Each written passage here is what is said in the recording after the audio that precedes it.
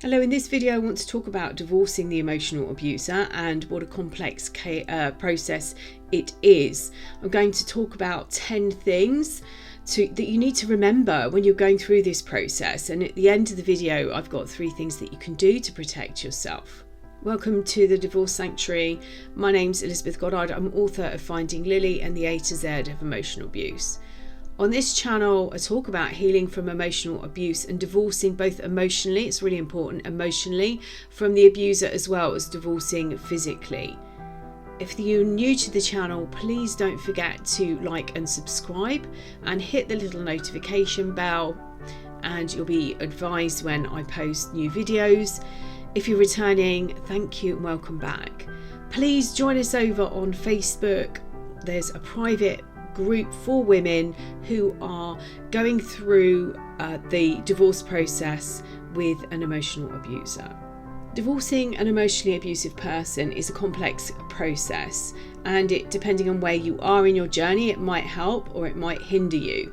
When relationships break down, healthy people are able to acknowledge what isn't working, and they're also able to split assets in a healthy, non-judgemental way.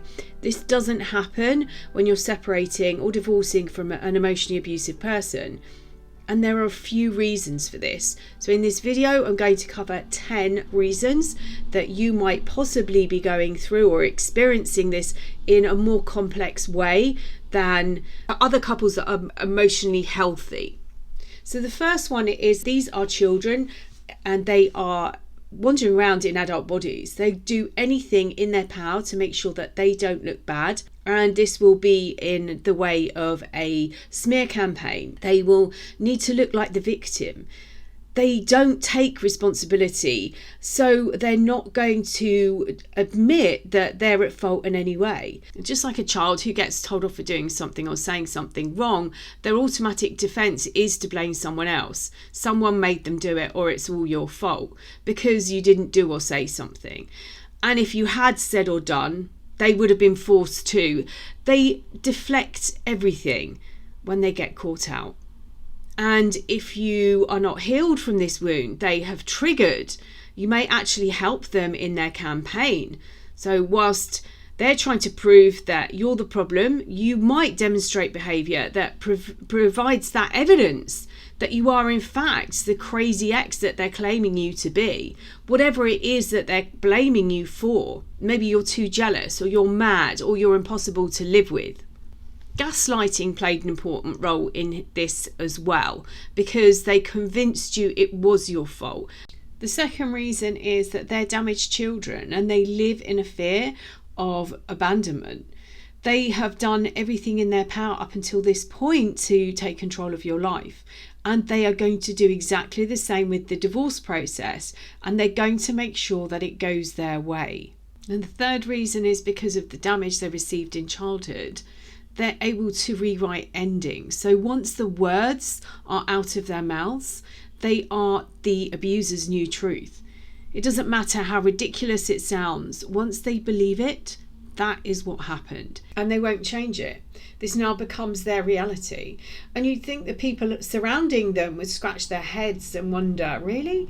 But they're so caught up in playing their roles of protector of the abuser, or they are so busy protecting themselves so they don't become the next victim. They don't or can't see it. And because of items 1, 2 and 3, they've already decided before you enter any form of negotiation that it's all straightforward. They have rewritten the narrative of what happened, or any conversations that you had about the divorce, and they believe it's going to go their way. They have decided right at the very beginning. They did the negotiation on their own. They decided what you were worth. It doesn't occur to them there is anyone else involved in this process, and that includes their children. Children are just another tool for them. They're used to manipulate you, and they are needed as a form of supply. They're used to gain information, and they are used to hurt you with the abuser's smear campaign. They will target you via your children. The fourth thing to remember is that during the relationship they played games, and that's something you might see now that you're out of the relationship. During this time, they realised how much you didn't like conflict. Their research had shown them, or has shown them, you will not want to fight with them. The emotional abuser will then use this information. Remember, you were a project to them, and they'll use it to control and manipulate you and the process itself. They might say things like they will sort the divorce out for you, or that they will pay and you can sort this out between you. That solicitors or your legal team are only interested in taking your money. The abuser wants to take control and win. It doesn't matter by how much they win, as long as they do. And a bonus to this is causing you pain in the process. So the fifth thing to remember is that the emotional abuser will usually start their negotiation with that they don't want to fight either. And the reason they do this is because they believe there's nothing more to negotiate. They rewrote your relationship. They were the victim.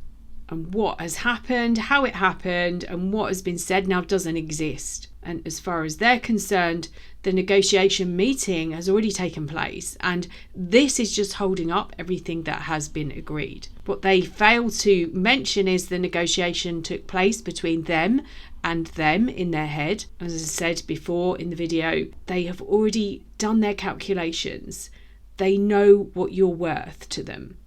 And the sixth thing to remember is that they're going to tell their legal team that they don't want to spend too much money. They're going to tell them that this is going to be an easy process. This is because they've rewritten all the narrative that they are now the victim. Everything they did to you was something that you now did to them. It's already been sorted out in their head. It's going to go their way, and everybody will do what they say and agree to their terms. Number 7 is the abuser enters this process with an understanding of the person that they're divorcing. You were a project, not a person. They went to great lengths to understand your behaviour, and they are going to fight you all the way to a win. Their fragile sense of self needs to be right, it needs to win, and it needs to be in control. They will manipulate the process by lying about you. They need to be the victim. You might end up reading documents that claim the things they did to you were actually what you did to them. As I said at the beginning, healthy people understand that relationships break down, and they can acknowledge the role that they played in that. They will be looking to negotiate in a healthy way. This is not going to happen with an emotional abuser. So number 8, as they have done with the relationship, rewriting it, they do the same with themselves, making themselves look squeaky clean. And by the time you get to court, if that's the way that it's going, they will have laundered the truth and they will be a different person. As I said, how they treated you is now how you abused them. And any history of emotional abuse and financial abuse has been wiped out and changed. They are a perfect person, husband, father, wife, mother. Using the information they collected during the love bombing or the idealization and devaluation stages, they can create triggers within the paperwork and within the divorce system that make you and turn you crazy. The 9th thing to remember is they will go out of their way to hide money.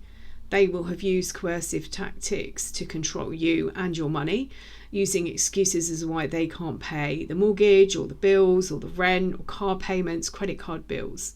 And they forced you into a place of virtual poverty to ensure that you are reliant on them or were reliant on them.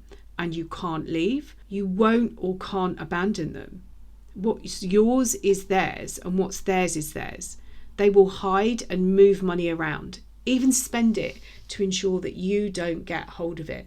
Like a toddler with its favourite toy, they will hold on to things and say, it's mine. And number 10 is children. So they're viewed in various different ways. They are a bargaining tool. They can be used also to find out information. They can be used in a smear campaign. And they can also be used as a supply. When it comes to financial support that's given to the child, That is often viewed by the emotional abuser as the money going to you. It's for you and your needs. They don't see it as supporting their own children. So they might use it in a coercive way. I'll put a link to my video, Financial Coercive Control, in the description box below. This is another game that you won't have the rules to. They're going to want you to accept what they are suggesting as a negotiation. They don't want you to fight. They're going to tell you that your solicitor only wants your money, they're not looking out for you, and they'll want to negotiate with you directly. This isn't true. The solicitor's obviously being paid, but the reason they're saying it, the reason the abuser is saying it, is because they want you to do what they want. When a solicitor or a legal team get involved, they lose control. They have no control over what's being said and how it's going to be portrayed. They'll tell you they want it to be a fair process, but they don't. They want it to be fair on their side. Remember, they've spent years collecting information on you. You were a project to them. They've collected this information. They're going to reuse it. They spent years gaslighting you. You might be exhausted now and you have no longer a value to them. They want this over and done with quickly because you might be in a place that they can easily manipulate you. And when you come out and you're already divorced, you realise at the end of the process that you didn't fight and you have come out in a much worse position than you should be. They will also try to take you around the cycle of abuse, love bombing you during this process, manipulating you through the devaluation and discarding you. They might even try and hoover you back in, trying to control the situation. Create a list of non-negotiable items, things that are really important to you that you will not move on. And then treat this as though it's a business negotiation. If you can hand it over to someone like a legal team, then please do. I've got a free workbook called Turn Broken into Your Superpower, and in that it helps you identify different areas of your life and create something that's really important to you. Towards the back there's a section, it has 3 columns in there, A, B and C, and you can use this to put what's really important to you, your non-negotiables, the things that you are not going to leave or let them have control over. You know information on them, you know what's important to them, so you can use this to identify what you'd be willing to negotiate with. And this is for you and your eyes only. You do not allow your legal team or anyone else control over it. And the third thing is for things that you could negotiate with. The best thing you can do is divorce emotionally from the abuser. So when their comments are on forms and letters, it doesn't trigger you. And that's what they're designed to do. They want to turn you crazy. They want to show everybody in this process to prove that they are the victim. It helps you not engage. You can say things like, I've been told I'm not to discuss this with you. Please don't contact me directly about the divorce. We can talk about children or whatever it is. Set boundaries. And if you need to, if they're playing around with timelines, not responding, start setting things in motion that they need to reply by a certain day. Remember, hold something back that they believe they've won by. This is a game. They need to have won. They don't care by how much. Winning is the ultimate goal for them. I do wish you luck if you're in this process of negotiation with them or going into this process of divorce. I hope you found this useful. I will put some links below in the description box on how to work with me directly, how to clear some of the wounds that you might have picked up, heal and get closure and heal the trauma bonds. I will also put a link to my free Facebook group in the description box, along with links to both my books, Finding Lily and the A to Z of Emotional Abuse. I will also put links to both my workbooks, Self-Care is Vital and Turn Broken into Your Superpower. I'll also put a link to my meditation, Grieving the Past, the Present and the Future. Please don't forget to like and subscribe to the channel, and I'm sending you loads and loads and loads of love.